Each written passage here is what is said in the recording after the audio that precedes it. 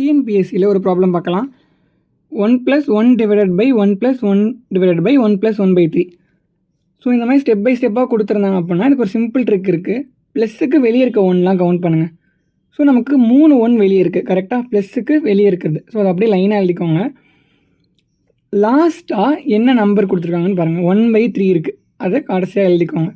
இப்போ என்ன பண்ணணும் அப்படின்னா ஃபஸ்ட்டு ஸ்டெப் இந்த டைரெக்ஷன் லெஃப்ட் சைட் டைரெக்ஷனில் நம்ம போகணும், ப்ராசஸ் பண்ணி போகணும். இப்போ என்ன பண்ணணும்னா இந்த 3 மேலே இருக்க 1ஓட ஆட் பண்ணு.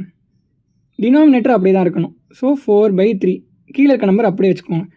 இப்போ அடுத்த 1க்கு போகும்போது நம்ம என்ன பண்ணோன்னா அதை அப்படியே தலைகீழாக எழுதணும். 3 மேலே போயிடும், 4 வந்து கீழே வந்துடும், அப்படி எழுதிக்கணும். திருப்பி என்ன பண்ணணும், 4 போய் மேலே ஆட் பண்ணணும். அதே ஃபாலோ பண்ணுங்கள் 3 வாட்டி. இப்போ நமக்கு என்ன வரைக்கும் 4 + 3 7, 7/4 கீழே இருக்க நம்பரை அப்படியே எழுதிட்டு திருப்பி ஸ்வாப் பண்ணணும். மாத்திரம் என்ன 4/7, திருப்பி 7 மேலே கொண்டு போய் ஆட் பண்ணுங்கள், என்ன கிடைக்கும் 11, கீழே இருக்க நம்பர் அப்படி இருக்கும் 7. ஸோ இதுக்கப்புறம் நமக்கு எந்த ஸ்டெப்புமே இல்லை. ஸோ 11/7 இருக்கும். ஸோ அதான் கரெக்டான answer. Option D is the correct answer.